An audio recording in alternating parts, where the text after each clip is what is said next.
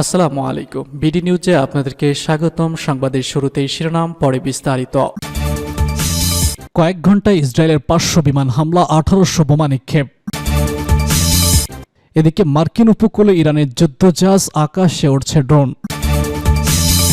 এদিকে আসাদের পতনে বিপদে পড়ে যাচ্ছে ভারত।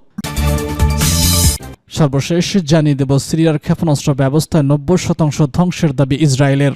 শুনছিলেন সংবাদ শিরোনাম, এখন বিস্তারিত। তার আগে অনুরোধ থাকবে, ভিডিওতে একটি লাইক দিন এবং কমেন্টস করে জানিয়ে দিন কোন জেলা থেকে বা কোথা থেকে আমাদের সঙ্গে যুক্ত রয়েছেন।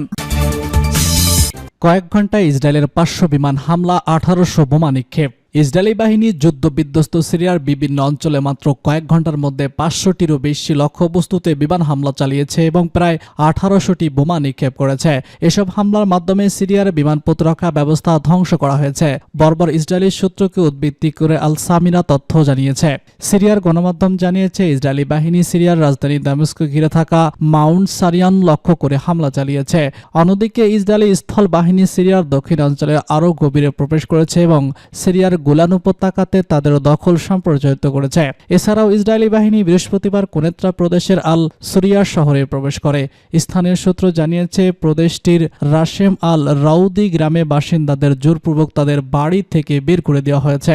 ইসরায়েলি বাহিনী তার আগে বুধবার রাতে রুবাইয়িনা এবং উম্মুত বেতনা শহরে অভিযান চালায়। এ সময় স্থানীয়দের বাড়িতে তল্লাশি চালানো এবং তাদের এলাকা দখলে এলাকা থেকে সরিয়ে দেওয়ার নির্দেশ দেওয়া হয়, যা তাদের নতুন করে নিরাপত্তা অঞ্চল তৈরির পরিকল্পনারই অংশ। প্রতিক্রিয়া ও নিন্দা। সম্প্রতি ইসরায়েলের প্রতিরক্ষা যুদ্ধমন্ত্রী ইয়েল কাটজ বলেছেন, সিরিয়ার দক্ষিণাঞ্চলে হুমকিহীন প্রতিরক্ষা অঞ্চল তৈরি করা হবে, যা 1974 সালের বিভাজন চুক্তির স্পষ্ট লঙ্ঘন। তবে সিরিয়ার সার্বভৌমত্ব রক্ষায় একাধিক আঞ্চলিক দেশ ইসরায়েলের এই আগ্রাসনকে তীব্রভাবে নিন্দা জানিয়েছে।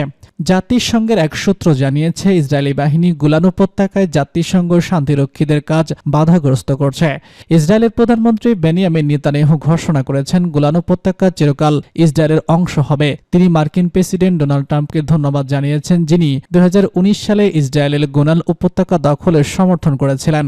যদিও জাতিসংঘ এবং একাধিক আন্তর্জাতিক সম্প্রদায় গোলানকে সিরিয়ার অংশ হিসেবে স্বীকৃতি দেয়। মধ্যপ্রাচ্যে ইসরায়েলের পরিকল্পনা। নেতানিয়াহু বলেছেন, তিনি 2023 সালের 19 অক্টোবর মধ্যপ্রাচ্যের চেহারা বদলে দেওয়ার প্রতিশ্রুতি দিয়েছিলেন।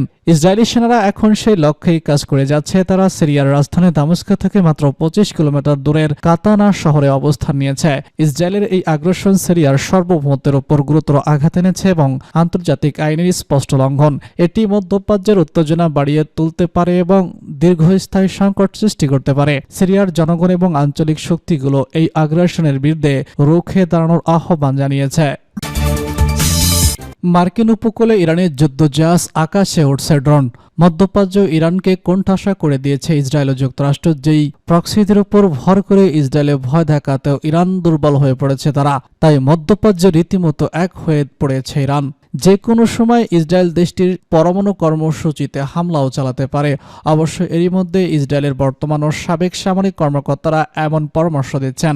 মিত্রদের হারিয়ে ইরানও আক্রমণাত্মক হয়ে উঠেছে। কয়েকদিন আগেই দেশটির সর্বোচ্চ নেতা আয়াতুল্লাহ আল খামেনি প্রতিশোধের হুমকি দিয়েছেন। যদিও এরই মধ্যে শোনা যাচ্ছে, ইসরায়েল নয়, সুদূর যুক্তরাষ্ট্রের কাছে পৌঁছে গেছে ইরানের একটি মাদারি শিপ। জেরুজালেম পোস্টের প্রতিবেদনে বলা হয়েছে, মার্কিন রিপাবলিকান দলীয় একজন আইন প্রণেতা জেফ ভান টিউক দাবি করেছেন, দেশটির পূর্ব উপকূলে অবস্থান নিয়েছে ইরানের এই মাদারশিপ, আর সেই শিপে থেকে ড্রোন ওড়াচ্ছে ইরান। সেগুলো নিউ জার্সিতে মার্কিন সামরিক বাহিনীর স্থাপনার উপর দেখা গেছে। চাঞ্চল্যকর এমন অভিযোগের উপর নড়ে চড়ে বসেছে বাইডেন প্রশাসন। বুধবার এক সাক্ষাৎকারে নিউ জার্সির ওই সংপ্রেসম্যান বলেছেন, সম্ভবত প্রায় 1 মাস আগে ইরান একটি মাদারশিপ লক্ষ্য করে লঞ্চ করে। এই শিপে 3টি ড্রোন রয়েছে। মার্কিন এই আইন প্রণেতা বলেছেন, খুবই বিশ্বাসযোগ্য একটি সূত্র থেকে তিনি এই তথ্য পেয়েছেন। এসব ড্রোন ভূপাতিত করা দরকার বলেও মন্তব্য করেছেন হাউস পেন্সিপিয়েশন অ্যান্ড ইনসেক্টর কমিটিতে থাকা ডিউ। বড় বড় এই ড্রোনগুলো নাকি নিউ জার্সির রাতের আকাশে কিছুদিন আগে উঠতে দেখা গেছে। সেগুলো থেকে রহস্যজনক ফ্লাইট নাইটের আলোর প্রদর্শনী হচ্ছে। এতে স্থানীয়রা হতবুদ্ধ হয়ে যাচ্ছে বলেও দাবি করেছেন। তবে বুধবারই ডিউয়ের এমন দাবি নাকচ করে দিয়েছে যুক্তরাষ্ট্রের প্রতিরক্ষা মন্ত্রণালয়। পেন্টাগনের deputy press secretary Sabrina Singh জানান, এই দাবির কোনো সত্যতা নেই। আসাদের পতনে বিপদে পড়ে যাচ্ছে ভারত। সিরিয়া ইরান সমর্থিত বাশার আল আসাদ সরকারের পতনের পর বিশ্বজুড়ে এর প্রভাব পড়ে গেছে।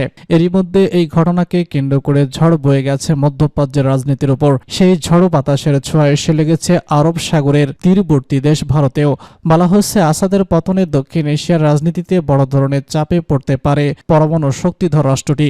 যদিও আসাদ সরকারের সঙ্গে ভারতের কূটনৈতিক সম্পর্ক স্পষ্ট নয়, তবে ভূরাজনৈতিক সমীকরণে ভারতকেও টানা হচ্ছে এখানে। বিবিসির এক প্রতিবেদনে বলা হয়, ইরানকে পশ্চিম এশিয়ার একটা শক্তি হিসেবে দেখা হয় যা এই অঞ্চলে ক্ষমতার ভারসাম্য বজায় রাখে, কারণ পশ্চিমা মিত্র সৌদি আরব, ইসরায়েল ও তুরস্কের আধিপত্যকে চ্যালেঞ্জ করে আসছে ইরান।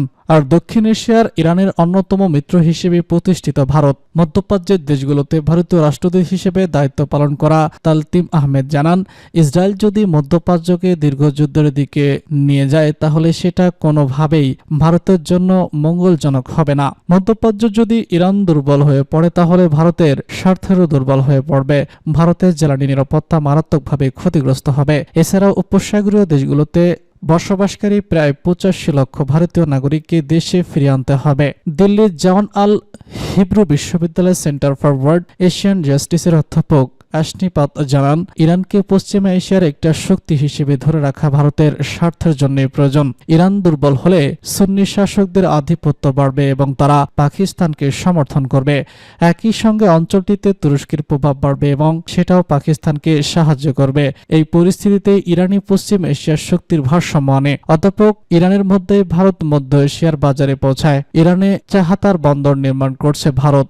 এই পরিস্থিতিতে ইরান অস্থির হয়ে পড়লে নানান দিক থেকে ভারতের স্বার্থ ক্ষতিগ্রস্ত হবে। তবে আগামী 2 থেকে 3 বছরের মধ্যে ইরান তার হারানো ক্ষমতা আবার ফিরে পাবে বলে আশা করছেন এই অধ্যাপক। সিরিয়ার ক্ষেপণাস্ত্র ব্যবস্থার 90% ধ্বংস করার দাবি ইসরায়েলের। সিরিয়ার আকাশ প্রতিরক্ষা ব্যবস্থাকে মারাত্মকভাবে ক্ষতিগ্রস্ত করার দাবি করেছে ইসরায়েলি প্রতিরক্ষা বাহিনী আইডিএফ। জানিয়েছে দেশটির ভূমি থেকে আকাশে নিক্ষেপযোগ্য ক্ষেপণাস্ত্র ব্যবস্থার 90%-এরও বেশি ধ্বংস করেছে তারা।